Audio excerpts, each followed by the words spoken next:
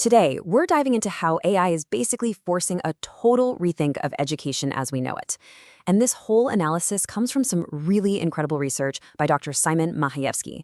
He was kind enough to share his work on AI, cheating, and even gamification with us, so we want to give him a huge shout out and a thank you. All right, let's get into it. Right out of the gate, this research flips the whole script. We all think of AI cheating as a tech problem, right? But this quote says, nope, the root cause is human. It argues that the real issue isn't the software, it's the disconnect between a student and their teacher. It's about a relationship that's broken. So here's our game plan for today. First, we'll tackle the crisis that AI has really brought into the light. Then we'll get optimistic and look at some amazing solutions. After that, we got to get real about the hurdles preventing change. And finally, we'll talk about the big choices we all have to make. Okay, so let's be super clear about this. Academic cheating, that's nothing new. But what AI has done is throw a giant, unmissable spotlight on a system that was frankly already cracking at the seams. It's the catalyst that's making it absolutely impossible to ignore these issues any longer. And what's really changed here is just the sheer scale of it all. Back in the day, if you wanted to cheat effectively, it took serious effort. You had to hire a ghostwriter, find old papers. It was a whole thing. Now, AI puts it in everyone's pocket. It's gone from a niche problem to something that's just a click away for millions. So you might be thinking, well, can't we just build better AI detectors? And this is where the research brings up this brilliant chess analogy.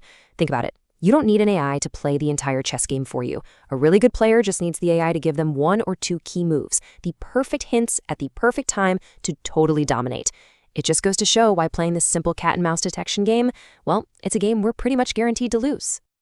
And that brings us to the most crucial point. We're so focused on the symptom, the cheating, that we're missing the actual disease. The real problem isn't the act of cheating itself. It's that our assessments are broken. When an assignment feels like a pointless chore, or it's so hard you feel hopeless, students they check out, and cheating becomes a totally predictable outcome of that disconnection. Okay, enough about the problem, because this is where things start to get really hopeful. Let's talk about the solution. The goal here isn't just about making it harder to cheat.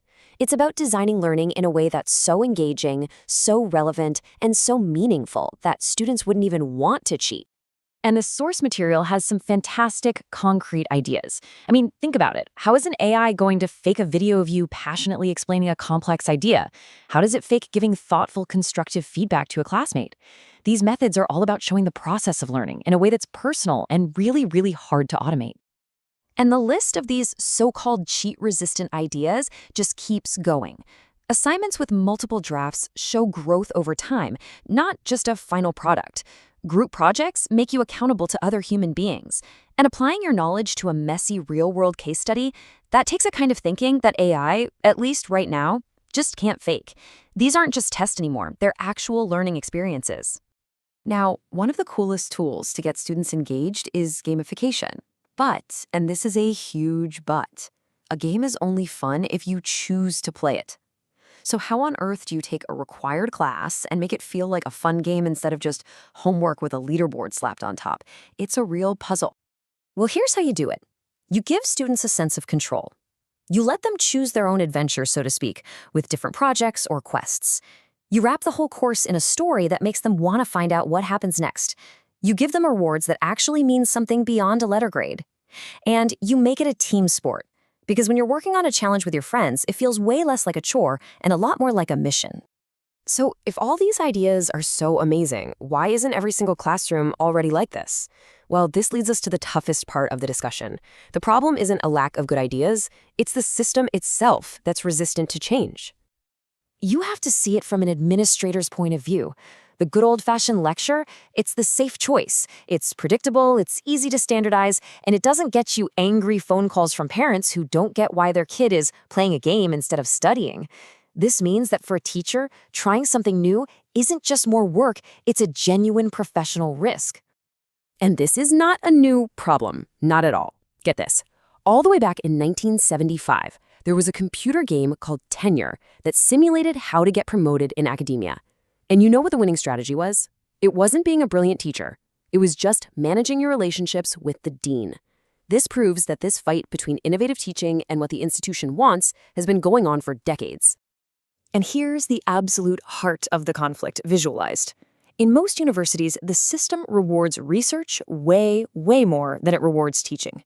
Bringing in a huge research grant gets you prestige, funding, and a promotion. Designing a life-changing course? Well, that usually just gets you a nice job.